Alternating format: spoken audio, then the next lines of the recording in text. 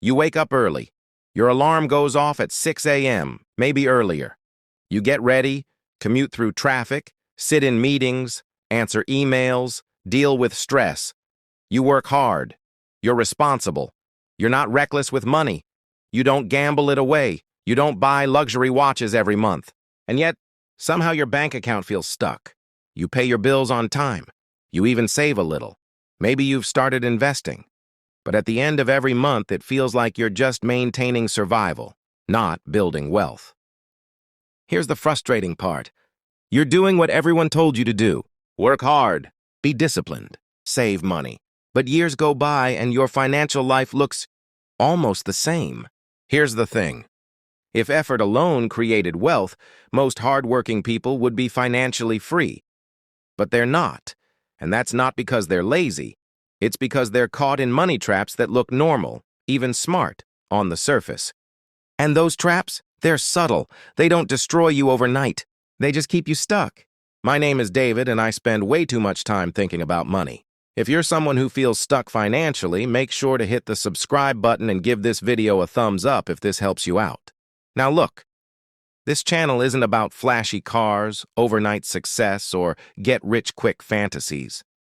It's about understanding how money actually works in real life. For normal people, people who work hard, people who are trying, people who don't want to stay stuck forever. Here's what most people don't realize. Financial stagnation rarely comes from one massive mistake. It usually comes from small, socially acceptable decisions repeated for years, decisions that feel safe, responsible, logical. But when you zoom out and look at the math and the psychology behind those decisions, the picture changes. And that's what we're going to unpack today. Not hype, not fear, just clarity. Because once you truly understand the system, you stop blaming yourself and you start making smarter moves. Let's talk about the advice you've been hearing your entire adult life. Save 10% of your income. Invest in the stock market. Don't use credit cards. Buy assets, not liabilities. On the surface, that all sounds reasonable.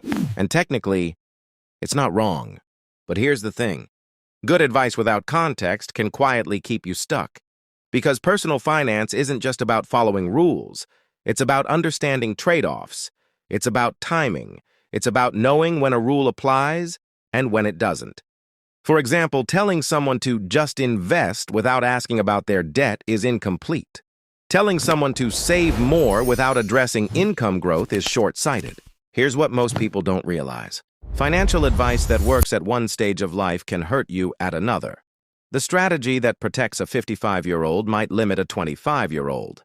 The advice that helps someone with zero debt might backfire for someone drowning in 22% interest. Money is dynamic, and if you treat it like a static checklist, you'll feel productive. But you won't build real momentum. Let's start with the first trap, thinking that saving money automatically makes you wealthy. Look, saving is important. It gives you stability. It gives you breathing room. It protects you from emergencies. And according to the Federal Reserve, a large percentage of households don't even have enough savings to cover a few months of expenses. So yes, building savings matters. But here's where people get stuck. They confuse safety with growth. Keeping $10,000, $20,000, even $50,000 sitting in a basic savings account might feel responsible. It feels disciplined. It feels secure. But here's what most people don't realize. If inflation averages 3% per year, your money is quietly shrinking in purchasing power. You don't see it. There's no notification, no warning. It just erodes. Over time, that safe money loses strength. Meanwhile, assets that historically outpace inflation, like broad market investments, continue compounding. Saving protects you from falling backward. But investing is what moves you forward. And if you stop at saving, you build a financial wall, but never a financial engine. Now let's talk about a trap that feels smart, but is mathematically destructive. Investing while carrying high-interest debt. This is where it gets really interesting. You might be thinking, at least I'm investing. That's progress. And yes, investing is good. Long-term, it builds wealth. But if you're carrying credit card debt at 20% interest, which according to the Federal Reserve Bank of New York is very common right now, you're fighting an uphill battle. Let's make this simple. If you invest $5,000 and earn 8% annually, that's about $400 in gains in a year. But if you owe $5,000 at 20% interest, that's $1,000 in interest charges. You're losing $600 net. Guaranteed. Here's the thing. Investment returns are uncertain. Debt interest is certain.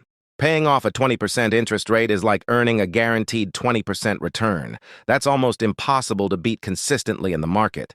Yet people ignore this because investing feels proactive. It feels productive. But financially, it's like filling a bucket with water while there's a hole at the bottom. Until you fix the leak, you'll never get ahead. Now let's talk about one of the most invisible traps of all, lifestyle inflation. You get a raise from $60,000 to $75,000 a year. That's a big jump. You worked for it, you earned it. And at first you feel ahead. But then something subtle happens. You move into a slightly nicer apartment. Your rent goes up $400 a month. You upgrade your car, just something more reliable. That's another $350 a month. You start eating out a little more, traveling a little more. Subscriptions quietly add up. Suddenly, your fixed expenses have absorbed the raise.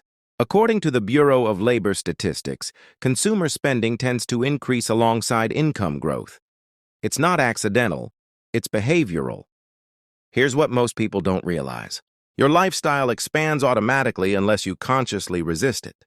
And the danger isn't the nicer apartment, it's the new baseline. Once your expenses rise, they rarely fall. So every future decision becomes heavier, more pressure, less flexibility. Lifestyle inflation doesn't feel reckless. It feels deserved. But if every raise turns into higher obligations instead of higher investments, you stay busy, you stay earning, you stay broke. Now let's talk about a trap that sounds responsible, but can quietly cost you millions over time. Playing it too safe. Look, being cautious with money is good. You shouldn't gamble your life savings. You shouldn't chase hype. You shouldn't invest in things you don't understand. But here's the thing. There's a difference between being cautious and being paralyzed. If you're 25, 30, even 35 years old, and all of your long-term money is sitting in cash because you're afraid of market volatility, you're not avoiding risk. You're choosing a different kind of risk, the risk of stagnation. Let's break it down. If you invest $500 a month starting at 25 and average 8% annually, by 65, you could have around $1.5 million. Wait until 35 to start? That number drops dramatically, closer to $680,000. 10 years of hesitation can cost you over $800,000 in potential growth. This is where it gets really interesting. We tend to overestimate short-term losses and underestimate long-term compounding. A market drop feels painful today, but lost decades of growth? You won't feel that until it's too late. Playing it too safe doesn't feel dangerous. But long-term, it might be the most expensive decision you ever make. Here's the thing. If money were purely mathematical, most people would be wealthy. The formulas are not complicated. Spend less than you earn. Invest consistently. Avoid high-interest debt. Let compound interest do its thing. Simple, but not easy. Because money decisions are rarely made with a calculator. They're made with emotion. This is where it gets really interesting. You don't overspend because you're bad at math. You hesitate to invest not because you can't calculate returns. You carry debt not because you don't understand interest. You do it because you're human. Fear, comparison, stress, pride, insecurity, they all show up in your financial decisions. And most people never realize how much psychology is steering the wheel. Here's what most people don't realize. Your brain evolved to survive in the short term. It prioritizes safety, comfort, and immediate reward. It does not prioritize 30-year compounding charts. So when you choose comfort today over wealth tomorrow, your brain thinks you're winning. But financially, you might be setting traps for your future self. Understanding money starts with understanding yourself. Because until you manage the psychology, the math won't matter. Let's talk about one of the most powerful psychological forces in finance. Loss aversion. Behavioral economist Daniel Kahneman famously showed that humans feel the pain of losing money roughly twice as strongly as the pleasure of gaining the same amount. Think about that. Losing $1,000 hurts more than gaining $1,000 feels good. Now, you might be thinking, okay, that makes sense.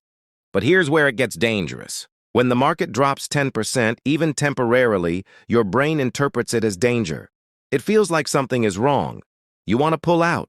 You want safety, even if logically you know markets fluctuate. Here's the thing. Short-term losses feel permanent. Long-term gains feel hypothetical. So people sell during downturns. They move to cash. They wait until things feel safer. But historically, the biggest market recoveries often follow the biggest drops. By trying to avoid temporary pain, people lock in permanent damage. Loss aversion makes you defensive. But wealth requires calculated exposure. If you let fear dictate timing, you'll constantly exit before recovery and wonder why your returns never compound. Sometimes the biggest risk is reacting emotionally to volatility. Now let's talk about something even more powerful than fear: instant gratification. Look, your brain loves rewards, immediate rewards, tangible rewards. A new phone today feels real. A weekend trip feels real. A nicer car parked in your driveway feels real. But retirement in 30 years? That feels abstract, distant, almost imaginary. Here's the thing. Your brain heavily discounts the future.